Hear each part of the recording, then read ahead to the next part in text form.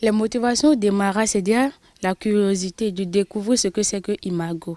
Parce que c'était ma première fois et approfondir mes connaissances sur la communication plutôt non violente. Parce que j'avais déjà suivi une formation, donc j'étais restée sur ma faim, je voulais plus en savoir, mais découvrir Imago. Et aussi sortir de mon cadre, prendre soin de moi, changer d'environnement. C'était les deux motivations qui m'ont amenée à m'inscrire pour le stage Imago. Je me sens fière, chanceuse de faire partie de la première promotion du stage Imago et CNV. C'est une véritable chance et je me sens contente et heureuse à la fois. C'est une expérience personnelle très intense que j'ai vécue. Déjà le premier jour, les exercices proposés par les formatrices m'ont déjà touchée.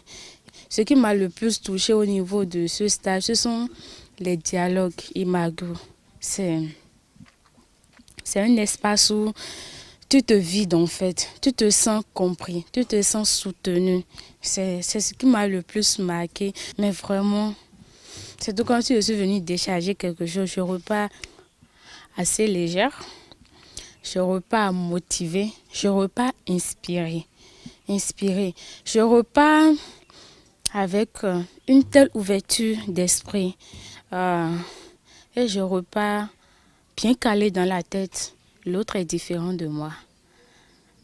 L'autre est responsable de ses sentiments et de ses besoins. Je ne suis pas responsable de ses sentiments et de ses besoins. Vous ne pouvez pas savoir quel poids ça enlève. Moi, je me sens très contente parce que mon regard sur l'autre a changé en fait. Je verrai l'autre différemment et je prendrai le temps de réagir à ce qu'on me dit. Ce ne sera plus réactive parce que j'ai compris aussi une chose très essentielle qui est restée là, c'est les besoins sont universels. C'est la manière de les exprimer qui est différente. Donc au fond, l'autre qui me parle a le même besoin que moi. Il suffit de déterminer moi mon besoin en ce moment précis et son besoin à lui et faire le lien pour qu'on puisse se comprendre. Voilà. Merci beaucoup. Je vous en prie. Tu es un trésor pour le monde. Merci.